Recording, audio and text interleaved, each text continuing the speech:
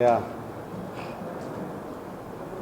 ಎಲ್ಲ ಮಾಧ್ಯಮದ ಸ್ನೇಹಿತರೆ ಮತ್ತು ನಮ್ಮ ಜೊತೆ ಕುಂತಿರ್ತಕ್ಕಂಥ ನಮ್ಮ ಎಲ್ಲ ನಿರ್ದೇಶಕರುಗಳು, ನಮ್ಮ ವ್ಯವಸ್ಥಾಪಕ ನಿರ್ದೇಶಕರಾದಂಥ ಗುಲಾಬ್ ಸರೀಸ್ ಅವರು ಸೇರಿ ಎಲ್ರಿಗೂ ಕೂಡ ನಿಮ್ಮ ಮಾಧ್ಯಮದ ಮುಖಾಂತರ ಇವತ್ತೇನು ನಾನು ಹೊಸದಾಗಿ ಚಿತ್ರದುರ್ಗ ಸಹಕಾರಿ ಬ್ಯಾಂಕ್ನ ಜಿಲ್ಲಾ ಸಹಕಾರಿ ಬ್ಯಾಂಕ್ನ ಅಧ್ಯಕ್ಷನಾಗಿದ್ದೀನಿ.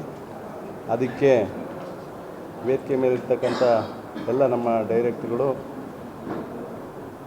ನನ್ನನ್ನು ಅವಿರೋಧವಾಗಿ ಈ ಒಂದು ಅಧ್ಯಕ್ಷ ಸ್ಥಾನದ ಜವಾಬ್ದಾರಿಯನ್ನು ಕೊಟ್ಟಿದ್ದಾರೆ. ಹಾಗಾಗಿ ಅವರಿಗೆ ಮೊದಲನೇದಾಗಿ ಅವ್ರಿಗೆಲ್ರಿಗೂ ಕೂಡ ನಾನು ಧನ್ಯವಾದಗಳನ್ನು ಸಲ್ಲಿಸ್ತೀನಿ. ಜೊತೆಗೆ ಈ ಒಂದು ಬ್ಯಾಂಕು ಬಹುಶಃ ತಮಗೆಲ್ರಿಗೂ ಗೊತ್ತಿರುವಂತೆ ಈ ಒಂದು ಜವಾಬ್ದಾರಿ ನಿಮಗೆಲ್ರಿಗೂ ಗೊತ್ತಿರುವಂತೆ ಕರ್ನಾಟಕ ಸರ್ಕಾರದ ಯೋಜನಾ ಮತ್ತು ಸಾಂಖ್ಯಿಕ ಸಚಿವರು ಮತ್ತು ಜಿಲ್ಲಾ ಉಸ್ತುವಾರಿ ಸಚಿವರಾದಂಥ ಮಾನ್ಯ ಶ್ರೀ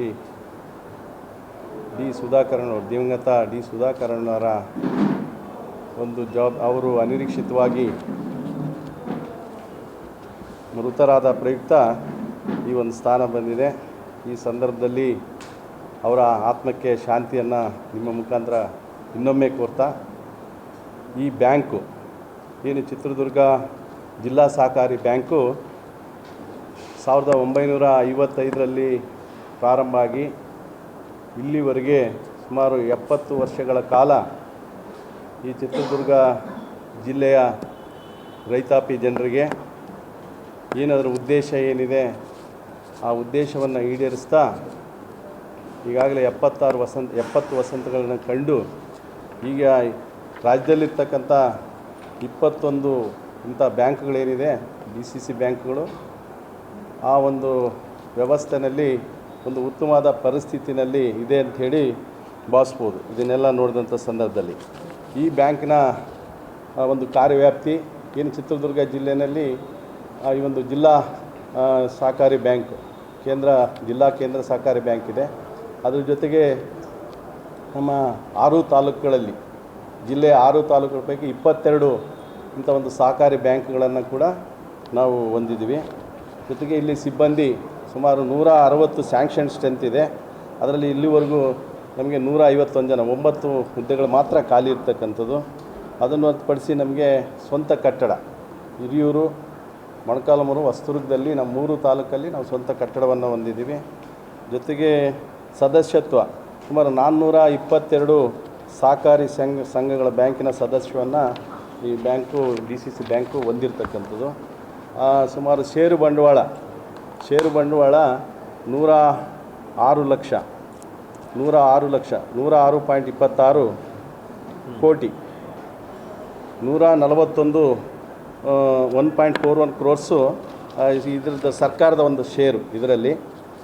ಜೊತೆಗೆ ಈ ಒಂದು ಸಂದರ್ಭದಲ್ಲಿ ಸಾಲಗಳ ವಿತರಣೆ ನಮ್ಮ 2025-26ರಲ್ಲಿ ನಾವು ಪ್ರಾಥಮಿಕ ಕೃಷಿ ಪತ್ತಿನ ಸಹಕಾರ ಸಂಘಗಳ ಮೂಲಕ 56,263 ರೈತರಿಗೆ ನಾವು 496 ಕೋಟಿಯನ್ನು ನಾವು ಅಲ್ಪಾವಧಿ ಬೆಳೆ ಸಾಲ ಕೊಟ್ಟಿದ್ದೀವಿ. ಜೊತೆಗೆ 8,000 ಪರಿಶಿಷ್ಟ ಜಾತಿ ಪರಿಶಿಷ್ಟ ಪಂಗಡದ ರೈತರಿಗೆ ಒಟ್ಟಾರೆಯಾಗಿ ನಾವು 115 ಕೋಟಿಯನ್ನು ಕೊಡೋಂಥ ಕೆಲಸ ಮಾಡಿದೆ. ಈ ಸಂದರ್ಭದಲ್ಲಿ ರಾಜ್ಯ ಸರ್ಕಾರದ ಯೋಜನೆ ಅಡಿಯಲ್ಲಿ 3% ಬಡ್ಡಿ ದರದಲ್ಲಿ 619 ರೈತರಿಗೆ 35 ಕೋಟಿ ಸಾಲ ಕೊಟ್ಟಿದ್ವಿ. ಅದೆಲ್ಲ ನಿಮಗೆ ಮಾಹಿತಿ ಇದೆ, ಅದರ ಬಗ್ಗೆ ನಾನು ಜಾಸ್ತಿ ಹೇಳಲಿಕ್ಕೆ ಹೋಗಲ್ಲ. ಒಟ್ಟಾರೆಯಾಗಿ ನಮ್ಮ ಬ್ಯಾಂಕು ಈ ವರ್ಷ 25-26ನೇ ಸಾಲಿನಲ್ಲಿ ನಾವು ಇನ್ನು 9,303 ಲಕ್ಷಗಳು, ಅದರಲ್ಲಿ 106 ಲಕ್ಷ ಅಂದರೆ 106 ಕೋಟಿ ನಾವು ಲಾಭ ಮಾಡಿದ್ದೀವಿ. ಅದರಲ್ಲಿ ಬೇರೆ ಎಲ್ಲ ವೆಚ್ಚವನ್ನೆಲ್ಲ ಕಳೆದು ಸುಮಾರು 10 ಕೋಟಿಯನ್ನು ನಾವು ಪ್ರಾಫಿಟನ್ನು ಹೊಂದಿದ್ದೀವಿ.